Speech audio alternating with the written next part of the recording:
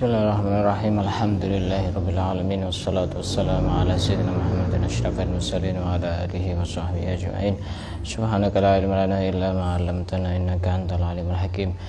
Qala rabbi shrah li sadri wa yassir li amri wahlul 'uqdatam min lisani yafqahu qawli. Nawaitu ta'alluma wa ta'lim al-ifadata wal istifadah wa tadhakkur wa tadhkir wa naf'a wal intifa' wal haz 'ala at-tamassuk bi kitabillah wa sunnati rasulih wa ad-du'a ila al-huda والدلالة على الخير ابتغاء مرضاته وقربه وثوابه سبحانه وتعالى. قال المصنف رحمه الله تعالى ونفعنا به وبعلومه ومدنا بأسراره في الدارين آمين.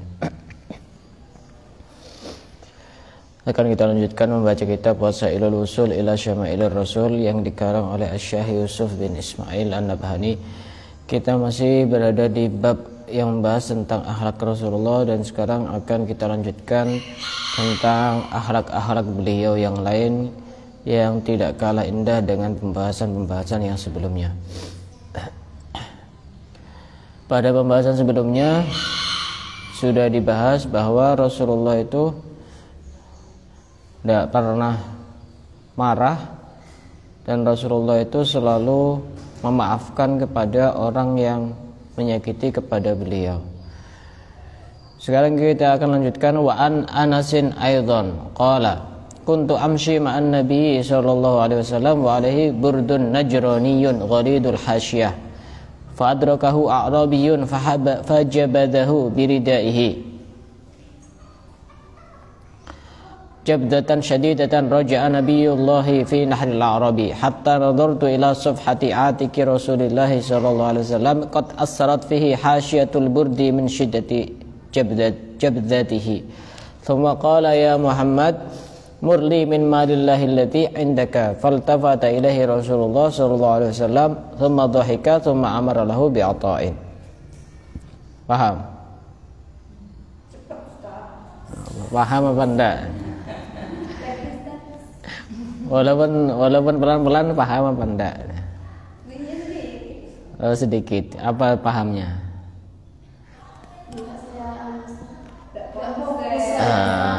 Makanya harus fokus. Ya. Jadi Sayyidina Anas bercerita. Sayyidina Anas itu siapa? Khodimnya Rasulullah, pembantunya Rasulullah. Bercerita pernah suatu hari Rasulullah itu berjalan pakai rida, berjalan bersama Sayyidina Anas pakai rida. Ini seperti ini rida ini, pakai rida. Setelah itu ketemu dengan seorang A'rabi. A'rabi itu orang Badui, orang pedesaan, orang pelosok yang tidak tahu sopan santun, yang tidak tahu tata krama. Terus A'rabi ini karena Rasulullah pakai rida gini, langsung ditarik sama A'rabi dari belakang, ditarik dengan sangat keras sampai Rasulullah itu ketarik ke belakang. Setelah itu dilihat di sini ada bekas, saking kerasnya, dan waktu itu beliau pakai rida itu agak kasar. Kalau rida sekarang kan bagus-bagus, kayak ini saya beli di Yaman ini, beli di Indonesia, cuma ini asli dari Tarim ini, jadi mahal. Kalau di Indonesia agak murah-murah. Ditarik sama A'rabi itu sampai ini membekas merah itu, sampai beliau ketarik ke belakang. Sampai beliau ini nyampe ketarik ke belakang. Kemudian orang A'rabi ini bilang kepada Rasulullah, sudah narik, coba kamu berikan harta yang dari Allah yang kamu miliki. Sudah narik, minta sesuatu, minta diberi oleh Rasulullah. Hanya Rasulullah noleh kepada A'rabi ini. Apa yang dilakukan beliau? Apakah langsung dikata-katain atau dibalas atau dipukul atau bagaimana? Tsumma dhahika. Kemudian Rasulullah itu tertawa. Tsumma amara lahu bi'ata'in. Kemudian dikasih apa yang dia minta, bahkan dikasih unta, kasih hal yang mungkin lebih daripada apa yang dipikirkan oleh A'rabi itu. Ini akhlaknya Rasulullah. Coba kalau kita itu ya, kesenggol sedikit sudah langsung hatinya itu panas. Ini ditarik sekelas nabi, sekelas rasul, makhluk yang paling mulia ditarik pakai ridak sampai membekas di sekitar pundaknya sini, sampai ketarik ke belakang. Bukan cuma itu, sudah nyakiti, minta sesuatu. Ini kan kurang ajar. Orang kan biasanya kalau minta sesuatu itu kan tidak nyakiti. Ini sudah nyakiti dengan cara yang tidak bagus, terus minta sesuatu. Tapi Rasulullah bukan tidak memberi, bahkan Rasulullah itu tersenyum, tertawa, tapi tidak sampai terbahak-bahak. Kemudian dikasihlah itu Arabi sallallahu alaihi wasallam. Kalau kita gambarkan Rasulullah itu apa ya? Kalau misalnya kita contohkan siapa contohnya itu, ya tidak ada. Rasulullah itu kayak siapa kita mau mencontohkan, kayak misalnya Kiai Fulan atau Ustadz Fulan atau Habib Fulan. Ya mereka cuma sedikit saja dari persentase yang digambarkan, yang dicontohkan Rasulullah. Tapi contoh yang paling tidak ada bandingannya, lam ara qablahu wa lam mislahu ba'dah, tidak ada. Orang yang sebelum dan setelah Rasulullah yang sama seperti beliau itu tidak ada. Itu akhlaknya Rasulullah. Wa kana sallallahu alaihi wasallam hayyinan layyinan. Rasulullah itu orang yang hayyinan. Hayyinan itu gampangan. Ndak ruwet orangnya itu. Pokok selama bisa ya ayo gitu. Kan ada orang yang agak apa ya? Ndak gampangan. Maksudnya ndak gampangan itu ya. So sibuk, ndak bisa apa macam. Rasulullah misalnya, anggap saja misalnya, ayo ini sekarang hadir ke majelis. Oh iya ayo gitu. Ayo sekarang apa? Iya gitu. Gampangan orangnya, tidak ruwet ke orang gitu loh. Selalu memudahkan. Ya. Kalau bisa dipermudah, kenapa dipersulit ya? Gampangan orangnya. Bukan gampangan dalam hal yang negatif, tapi gampangan dalam hal yang positif. Selama memang beliau itu benar-benar mampu gitu loh. Itu Rasulullah hayyinan, layyinan. Layyinan itu orang yang akhlaknya bagus, itu Rasulullah. Laisa bifadhin wala ghalidin. Rasulullah itu tidak orang yang buruk akhlaknya dan juga tidak keras hatinya. Itu Rasulullah. Walau kunta faddan ghalidal qalbi lam faddu min hawlik. Seandainya Rasulullah itu tipe orang yang keras, orang itu akan lari semua. Padahal kalau kita tahu bahwa orang Arab itu wataknya keras-keras, karena dari cuaca panas, dari musim juga panas, dari di sana di tempat gurun pasir. Jadi orang Arab secara umum itu keras-keras sifatnya. Tapi Rasulullah tidak seperti itu. Laisa bifaddin wala ghalidin. Rasulullah tidak termasuk orang yang buruk akhlaknya dan juga tidak keras hatinya. Wa an Aisyah ummul mukminin radhiyallahu taala anha. Diceritakan dari Sayyidah Aisyah ummul mukminin annaha qalat. Sayyidah Aisyah berkata, lam yakun Rasulullah sallallahu alaihi wasallam fahishan.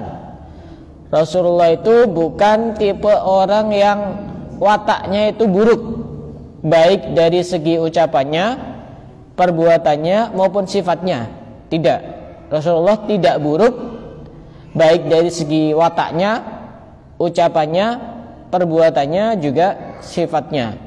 Wala mutafahishan.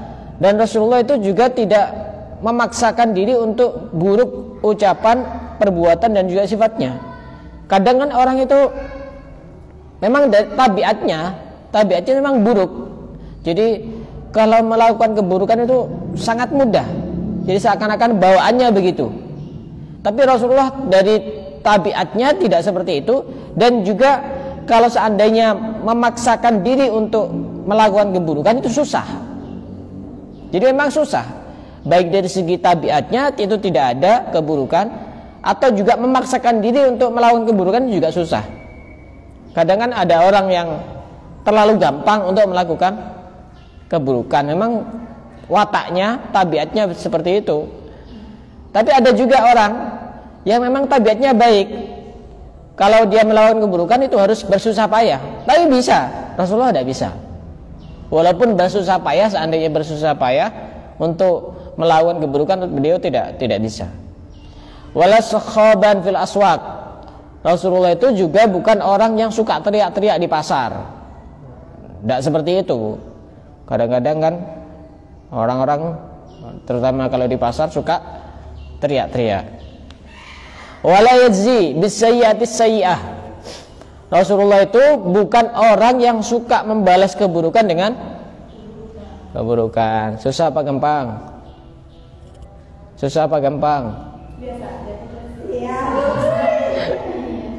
Susah apa gampang? Kadang ya bisa, kadang tidak. Kadang jangan buru, kadang juga lebih menyelamatkan diri berarti karena takut itu, bukan karena tidak bales. Seadanya berani bales. Rata-rata orang itu kalau disakiti, ada orang berbuat buruk sama dia, seandainya pun tidak membalas, itu biasanya masih saya tidak mungkin melupakan. Nah itu. Tapi Rasulullah tidak membalas keburukan dengan keburukan. Walaupun di dalam Al-Quran wa jazaa'u sayyi'atin sayyi'atun misluha, balasan dari keburukan ya keburukan yang serupa. Tapi harus diingat bahwa ayat itu adalah lanjutannya, faman afa wa aslaha fa ajruhu 'alallah. Maka barang siapa memaafkan dan berbuat baik, maka pahalanya ada di sisi Allah. Berarti kalau kita mau memilih, lebih afdol memaafkan dan kita berbuat baik kepada orang tersebut, apalagi diniati untuk mencontoh akhlaknya Rasulullah. Ya, belajar, seperti itu belajar. Dibully di medsos atau diejek, dihina, disinggung perasaannya, anggap saja seperti angin yang berlalu. Kita mencoba sedikit demi sedikit mencontoh akhlaknya Rasulullah. Barangkali dengan kita berusaha walaupun masih belum bisa, nanti kita akan mendapatkan syafaat dari Rasulullah. Walakin ya'fu wa yasfahu. Rasulullah itu kalau disakiti ya'fu. Apa ya'fu? Memaafkan. Wa yasfahu. Wa yasfahu itu beliau itu udah merespon, udah meladeni, udah menghiraukan. Makanya di dalam Al-Quran itu disebutkan fa'fu anhum wasfah. Nggak, pokoknya sudah. Kalau ada orang yang menyinggung perasaan kita, menyakiti, daripada repot-repot kita bales, sudah biarkan aja. Nanti juga dia capek-capek sendiri. Kalau seandainya keburukan dibalas dengan keburukan, maka untuk membedakan siapa yang baik ini susah. Seandainya keburukan dibalas dengan keburukan. Rasulullah itu memang pemaaf orangnya.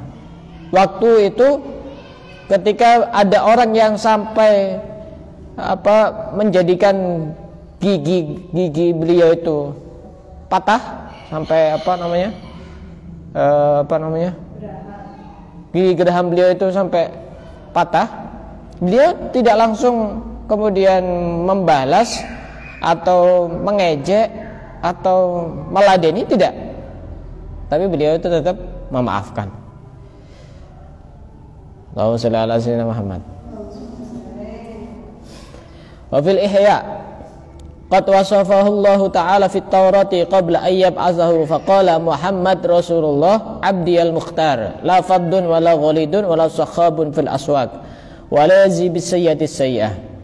Di dalam kitab Taurat disebutkan sebelum Rasulullah itu diutus, kitab Taurat punya siapa? Nabi Musa. Disebutkan di dalam kitab Taurat bahwa Nabi Muhammad itu adalah Rasulullah abdi al-mukhtar, hambaku yang terpilih.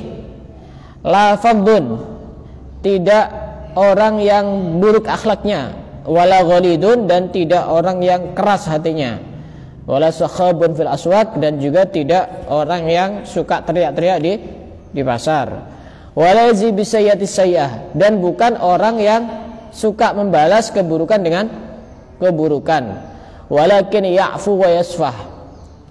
Kalau ya'fu itu memaafkan dalam hati, wa yasfahu itu artinya berpaling, tidak direspon, tidak diladeni. Mauliduhu di Makkah, kelahirannya di Mekah. Wa hijratuhu bi Thabah.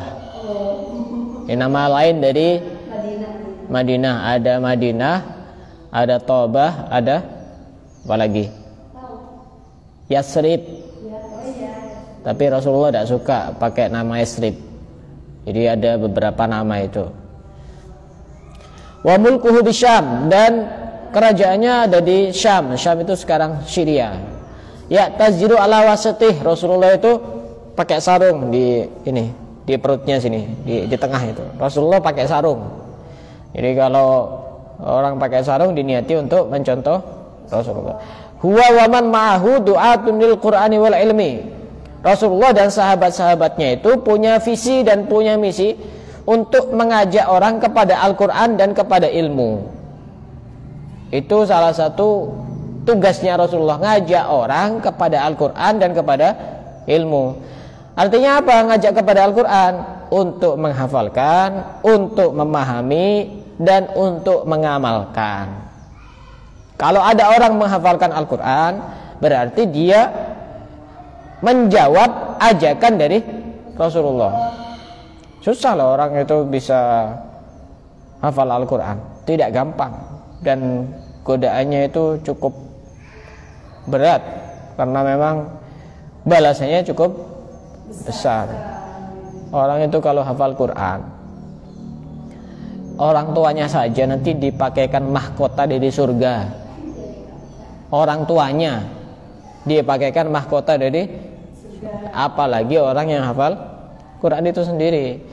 Dan orang yang hafal Al-Quran itu nanti bisa mensyafaati 10 dari keluarganya yang mestinya berhak wajib untuk masuk neraka, bisa dikasih syafaat sama orang yang hafal Quran.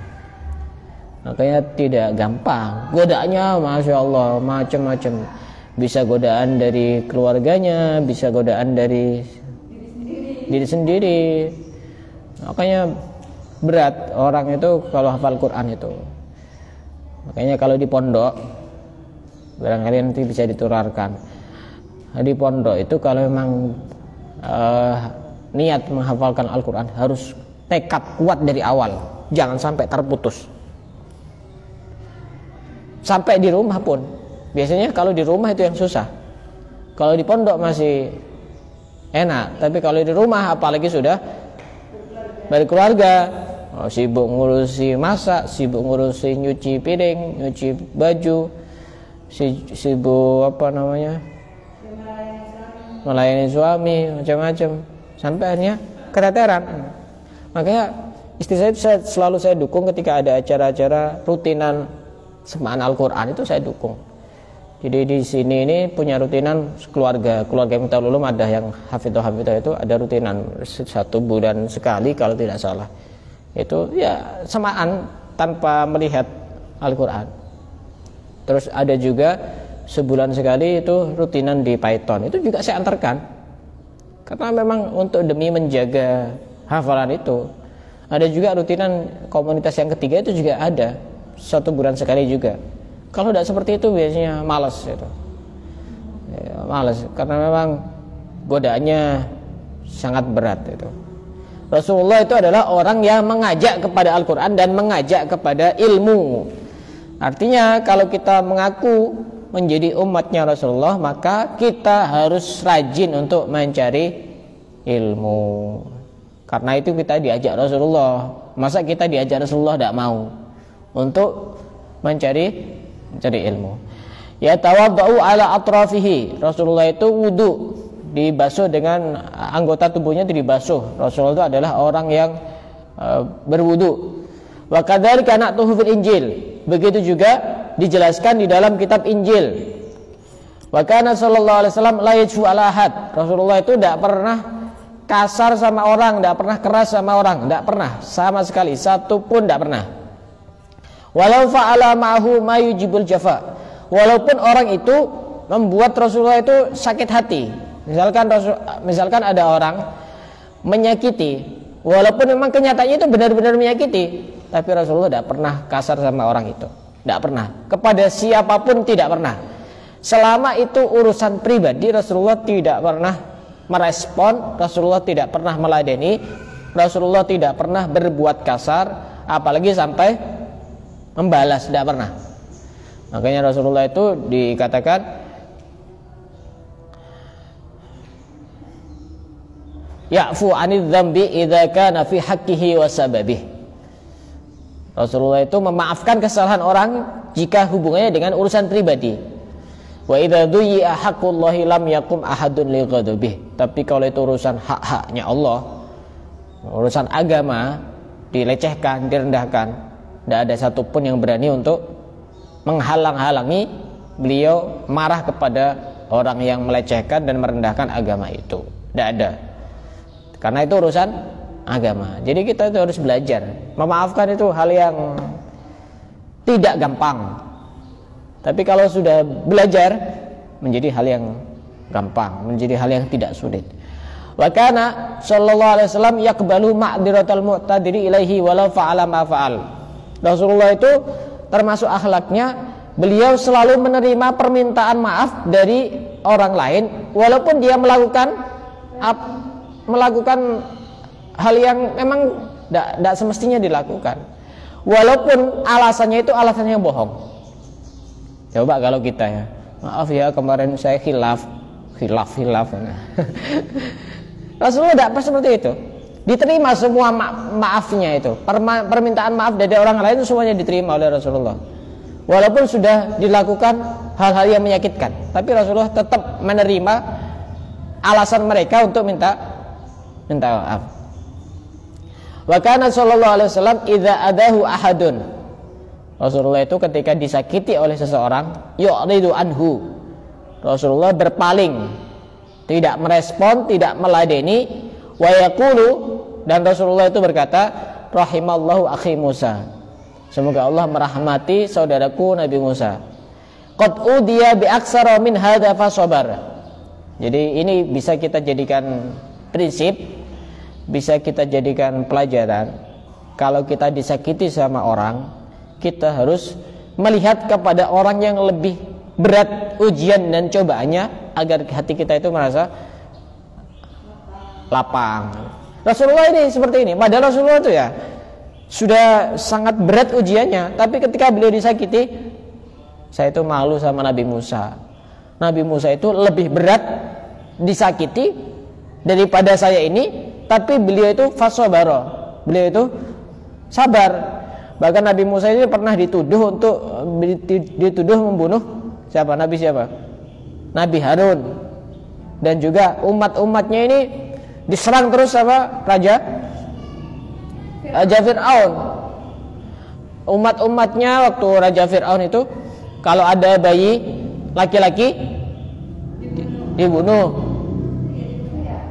Kalau ada bayi laki-laki dibunuh. Itu seperti itu. Bukan yang disakiti cuma Nabi Musa, tapi umat-umatnya pun itu juga disakiti. Dan kata Rasulullah, apa yang dialami oleh Nabi Musa itu jauh lebih berat daripada apa yang saya alami, tapi beliau bersabar. Makanya Rasulullah itu tidak merespon, tidak meladeni ketika disakiti sama orang. Wa kana sallallahu alaihi wasallam idza su'ila ayyadu ala ahadin adala aid du'a alaihi wa da'alahu. Nah, ini penting juga. Rasulullah itu kalau diminta sama seseorang untuk mendoakan keburukan kepada orang lain, beliau tidak mau. Ya misalnya contohnya begini. Misalnya sekarang datang, Ustaz, saya itu dihina sama dia. Saya itu diserang sama dia, keluarga saya disihir sama dia. Doakan Ustaz semoga keluarganya itu hancur semuanya. Oh, pengen berapa hari hancurnya? Nah, itu Rasulullah tidak mau begituan. Pengen sakit 1 bulan, apa sakit 1 tahun, atau bagaimana? Atau mati sekalian.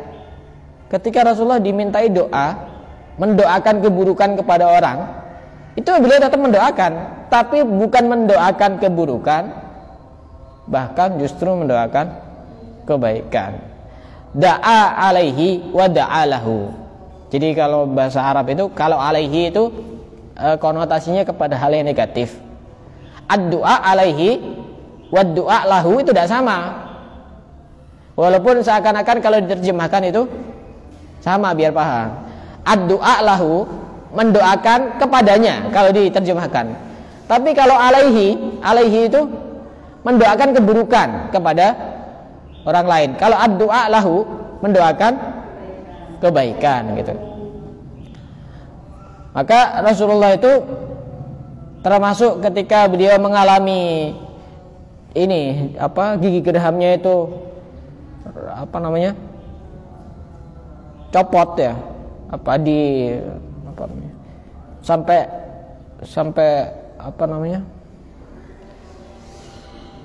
dia sampai hancur itu, dan termasuk juga ini dahinya sampai berdarah-darah pada saat perang Uhud, sampai ada sahabatnya itu yang merasa berat. Itu Rasulullah gimana itu yang dialami itu, sampai sahabat ini juga manusiawi ya. Lau du'ita lahu alaihim, ya Rasulullah, kamu doakan mereka itu binasa saja.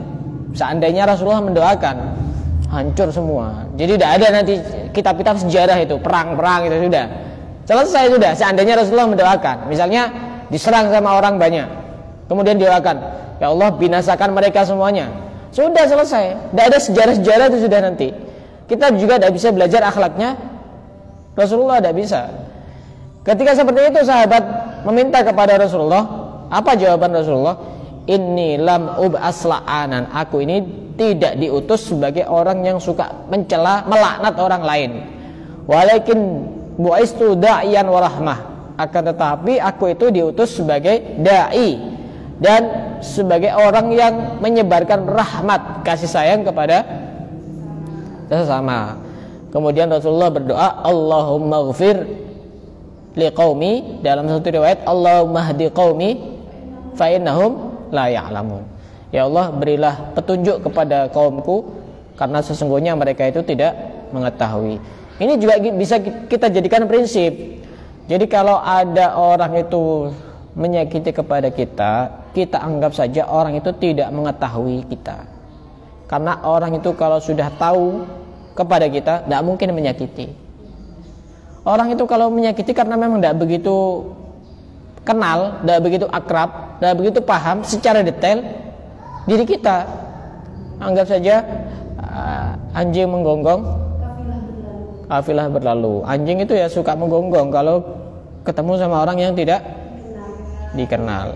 Saya pernah ngalami itu waktu pertama kali datang ke Yaman. Pertama kali datang ke Yaman, saya ditaruh di satu asrama sementara. Kemudian setelah subuh saya keluar pengen cari udara segar itu. Pas di depan asrama itu ada kayak semacam kebun gitu. Saya jalan-jalan sama teman gitu. Pas setelah itu ada anjing menggonggong. Saya kan kaget gitu. Ini anjingnya siapa? Akhirnya saya lari dikejar sama anjingnya. Sampai ngos-ngosan saya itu. Pengalaman pertama kali nyampe ke Yaman itu dikejar sama anjing. Ada. Ya kan memang anjingnya itu kan, kalau dalam anjing itu masih ada beberapa keringanan pendapat, berbeda dengan babi. Kalau anjing dalam mazhab Maliki itu tidak najis. Iya. Ya bisa jadi. Atau bisa jadi memang anjingnya itu bukan anjing piaraan. Anjing memang, masa iya kita bisa melarang anjing untuk datang ke situ? Anjing kan datang sendiri, pulang tidak diantar kan. Jadi itu saya pertama kali dikejar sama anjing itu. Pertama kali datang ya. Kenapa? Apanya? Anjing. Maksudnya matanya Imam Malik. Iya, tidak najis. Kalau mazhab Malik itu yang najis cuma ini lidahnya, air liurnya itu. Walaupun dalilnya juga sama. Jadi mazhab Syafi'i kenapa kok mengatakan anjing najis? Karena waktu itu ada wadah, ada hadisnya itu ada wadah dijilati sama anjing, kemudian disuruh basuh 7 kali, salah satunya dengan debu. Dari situ mazhab Syafi'i mengatakan bahwa anjing itu najis. Kalau mazhab Maliki yang najis ya cuma itunya. Jadi yang lainnya itu tidak najis. Itu ya solusi lah kalau seandainya agak susah kita tiba-tiba ketemu sama anjing dan tidak ada solusi untuk basuh 7 kali dan macam-macam, ya kita ngikuti mazhab Imam Malik gitu. Gurunya Imam Syafi'i. Itu semisal sedang mau debu pakai tanah Iya, enggak harus debu, bener-bener debu. Tanah? Iya, bisa. Jadi Rasulullah tidak pernah mendoakan keburukan kepada siapapun, walaupun ada orang yang minta untuk mendoakan keburukan kepada Rasulullah. Wa ma dzaraba Rasulullah sallallahu alaihi wasallam biyadihi imra'atan wala khadiman qattun wala ghairahuma illa ayyakuna fil jihad. Rasulullah tangannya itu tidak pernah mukul perempuan, tidak pernah mukul pembantu, tidak pernah mukul siapapun. Tangannya Rasulullah tidak pernah mukul, tidak pernah mukulan. Artinya kalaupun mukul itu mukul yang tidak menyakitkan. Illa ayyakuna fil jihad, kecuali jika beliau lagi perang. Ya apa kalau tidak mukul? Gimana? Misalnya mau pakai pedang, ya silahkan di itu tidak, beda konteks gitu. Walaupun beliau sabar, walaupun beliau memaafkan, tapi kalau urusan perang kan itu beda gitu loh. Masa iya? Ya sudah, kamu bunuh saja saya. Ya selesai sudah cerita. Tapi selain perang, beliau tidak pernah mukul siapapun. Tangannya itu lembut, tangannya itu halus, tidak pernah menyakiti, tidak pernah mukul kepada siapapun, tidak kepada perempuan, tidak kepada pembantunya, tidak kepada siapapun. Kalau sekarang kan urusan sekarang ada KDRT ya, kekerasan dalam rumah tangga. Jangan sampai mukul, jangan sampai mukul. Usahakan kayak apapun jangan sampai mukul, kecuali di dalam hal-hal tertentu. Misalnya di dalam fikih itu kan kalau ada orang tua punya anak usia 10 tahun, dia disuruh sholat, tidak mau sholat, maka wajib mukul. Itu pun mukulnya mukul yang mendidik, yang tidak sampai apalagi di wajah, tidak boleh, tidak boleh. Kadang saya lihat pernah ada juga guru mukul kepada muridnya tapi di wajah, tidak boleh. Wajah itu tidak boleh. Ya sama, mukul nampar sama, tidak boleh. Wajah itu tidak boleh. Wajah itu terlalu mulia untuk dipukul. Kalau di anggota-anggota tubuh yang lain itu masih ada sedikit kekeringanan, tapi kalau di wajah itu tidak boleh.